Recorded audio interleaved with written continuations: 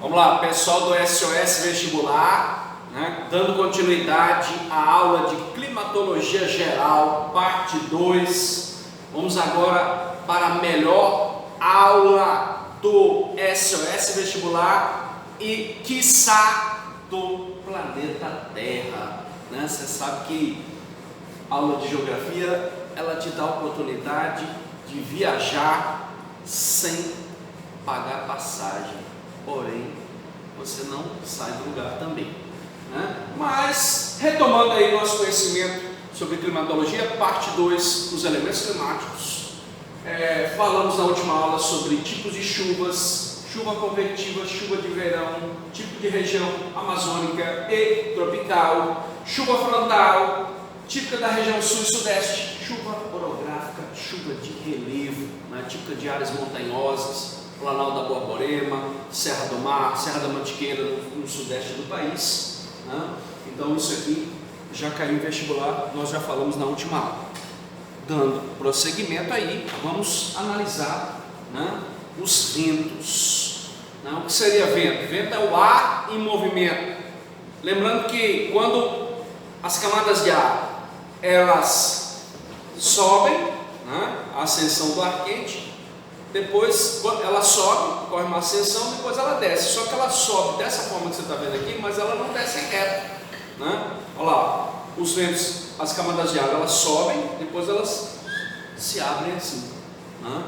Então, por isso que você tem circulação atmosférica e os ventos eles acabam, né, assumindo diversas direções. Pode ser na vertical, pode ser na horizontal, tá? Então, vento é o ar em movimento.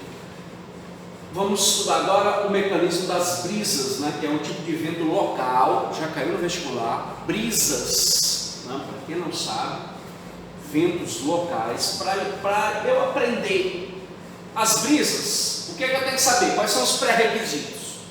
Basicamente, eu tenho que saber, né? Olha lá, dois fatores climáticos. Não dá para você pegar e falar assim, ó, eu vou segmentar o espaço geográfico e vou só ver os elementos. Não, sempre num determinado lugar, numa cidade, numa região, existe um fator determinante do clima, um principal e um secundário. Por exemplo, aqui no Maranhão, qual seria o fator determinante do clima? Primeiro, latitude. Segundo, dependendo da localização, maritimidade, aqui em São Luís. Latitude e maritimidade, tá? Então não dá para dissociar. Eu vou estudar só elemento climático. Não, eu vou estudar os elementos climáticos, mas os fatores que atuam naqueles elementos. Os fatores, quais são os fatores? Altitude, latitude, maritimidade, continentalidade, correntes marítimas e até a vegetação. São fatores climáticos, eles determinam ou modificam os elementos, tá? Então, por trás de um elemento climático, que os ventos, que são os ventos locais, as brisas, você tem maritimidade e continentalidade, tá? Então, é um assunto um pouco complexo que eu tenho que saber. Olha lá, a ação das massas líquidas, ou seja, maritimidade, e a ação do fator terra, né? Que é a continentalidade, dias e noites, e maritimidade e continentalidade. Então vamos lá, como é que eu faço para entender melhor essa aula de brisas? Olha lá, já caiu essa imagem do Enem.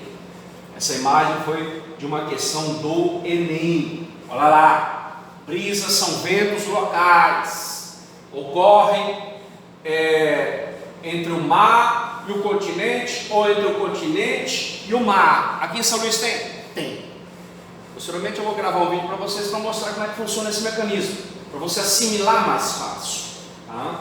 Mas basicamente, durante o dia, nós temos o que? Olha, a água, ela tem efeito contrário. A água é do contra, a água do mar. Professor, a piscina da casa do meu amigo. Não. Piscina da casa do seu amigo não é fator climático. Tinha um aluno do SESC aqui que alguns anos atrás eu dando aula, né, sobre maritimidade, ele dizia assim: professor, mas a piscina da minha casa. Eu falei: não, meu filho, a piscina da sua casa não é fator climático, tá? É a água do mar. A água do rio, professor? Não, a água do mar. Por quê? Porque a água do mar tem sal. Então a água é um equilibrador térmico. Mas anota aí, dá um print na tela. Olha lá.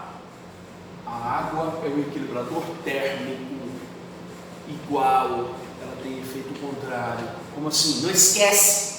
Não esquece isso. A água tem efeito contrário. Se é dia, ela está fria. Se é noite, ela está quente. Sempre está do ponto. Se é verão, ela está fria. Se é verão, ela está quente. Tá? Então, quando a gente estuda brisas marítimas ou continentais, a gente tem que saber, primeira coisa, de onde é que sopram os ventos, tá? Em qualquer vento, isso, qualquer tipo de vento, sejam brisas, sejam ventos alísios, contralísios, ventos monsônicos, essas três aulas aí, ó, brisas, ventos alísios, contralísios e ventos monsônicos, é extremamente importante para vestibular, tá? Então, sim, em qualquer lugar do planeta, o vento sopra da alta pressão, alta pressão, alta pressão. Abre a geladeira, abre o congelador da sua casa. Olha lá, o ar frio ele está saindo, ó. Alta pressão, ó. Alta pressão, anota aí, anota. Alta pressão igual a mais frio. Alta pressão igual a mais frio. Alta pressão igual a mais frio. Anticiclone, ó. Os ventos, tem uma lei chamada Bugs-Ballot. Os ventos sopram da alta pressão, olha lá. Alta pressão, mais frio para baixa pressão. Alta pressão igual mais frio. Alta pressão igual mais frio. Anticiclone. Anticiclone. Pode cair isso no vestibular? Pode. Tá? Anticiclone. Em direção a baixa pressão. Chamada também de ciclone ou ciclonal. Tá? Uma baixa pressão mais quente. Lembra, ó? Quando está mais frio, as moléculas de gás elas se aglutinam, ó. Então, o ar mais frio, a pressão atmosférica é maior, tá? Começa a esquentar, as moléculas de gases, elas começam a se afastar, tá? Então, mais frio, maior pressão. Mais quente, se afasta, tá? Então, bota lá, ó, printou a tela, alta pressão igual mais frio, anticiclonal. Baixa pressão igual mais quente, ciclonal. Ciclonal quer dizer que recebe massa de ar. Tá? Então, numa aula básica como essa, que é a aula de brisas marítimas ou continentais, você tem que saber o quê? A dinâmica da circulação atmosférica. O vento sopra da alta pressão para baixa pressão. Ó, não esquece que isso vale para qualquer tipo de vento. Tá? Olha lá, o vento sopra da alta pressão, mais frio, baixa pressão, mais quente. E aqui envolve também, além da dinâmica da circulação atmosférica, envolve dois fatores. Olha lá, dois fatores: maritimidade e continentalidade. Isso a gente vai aprendendo com calma, tá? Mas para ficar mais fácil você entender, não acabar o ano e a gente não acabar a aula sobre brisa, você lembra que a água do mar é um equilibrador térmico. A água do mar, ela tem efeito contrário. A água do conto. Você não tem aquele amigo seu que é do conto? Você vai lá na casa do seu amigo fala assim: e aí, bicho, vamos estudar? Ele: não quero não. Vamos para a praia? Não quero não. Ainda mais agora, coronavírus. Hashtag fique em casa. Você vai na casa do seu amigo: ei, é melhor ficar em casa. Ele vai dizer: não vou não. Tá? É a mesma coisa a água. A água tem efeito contrário. Se é dia, ela está fria. Não é que ela está fria abaixo de zero, tá? Ela está mais fria do que a terra, tá? Então, ó, durante o dia a água está mais fria do que o continente. E à noite ela é do ponto. À noite não tem sol, então ela deveria estar mais fria, né? Não, mas ela está mais quente, porque a água é do contrário. Então não esquece, maritimidade, dia, água está fria, noite, água está mais quente. Inverno, água está mais quente. Verão, água está mais fria, em qualquer lugar do mundo. Tá? Então esse mecanismo, olha lá, durante o dia, anota bem ali, ó. Durante o dia, se você fala assim, não, eu vou pescar, você vê alguém pescando durante o dia? Você vê? Você que está em casa, vê alguém falou, não, eu vou pegar minha jangada, meu caiaque, meu barco, né, e vou entrar no mar e vou para o alto mar durante o dia. Ninguém faz isso, né? Ninguém vai pescar durante o dia. É muito difícil o cara pescar com barco durante o dia porque está contra o vento. Olha lá, ó, a alta pressão anticiclone, ela sai do mar para o continente. Então durante o dia, anota bem aqui assim, ó. Durante o dia as brisas são marítimas ou oceânicas, porque o vento sai do mar para o continente durante o dia. Por que, professor? Porque a alta pressão, ou seja, o ambiente mais frio está no mar, o ambiente mais quente está na terra. Brisa marítima, brisa oceânica, ou também brisa, olha lá, brisa oceânica marítima que ocorre durante o dia. Figura 2. Olha lá, você tem um mecanismo contrário. Durante a noite, anota bem aqui, ó, durante a noite essa imagem já caiu no Enem, tá? Por isso que eu entendi noite aqui. Formação do terral, olha lá, durante a noite, lembra, a água tem efeito contrário. Durante o dia ela está fria, durante a noite como é que a água está? Morre. Olha lá, ó. A baixa pressão está aqui no oceano. Onde é que está a alta pressão? Pode fazer essa experiência. Depois que acabar o coronavírus, vá para a praia à noite. Você vai perceber que os ventos saem da terra para o mar, porque a camada mais fria se encontra na terra. Olha lá, na terra para o mar. Durante a noite, a brisa é terrestre ou continental. Tá? Aqui não tem, ó, nessa imagem, dia e noite, porque foi uma questão da lei, tá? Mas basicamente o gradiente de pressão atmosférica, acaba condicionando as brisas, se elas quer sejam marítimas, oceânicas, ou quer sejam brisas terrestres ou continentais. Tá?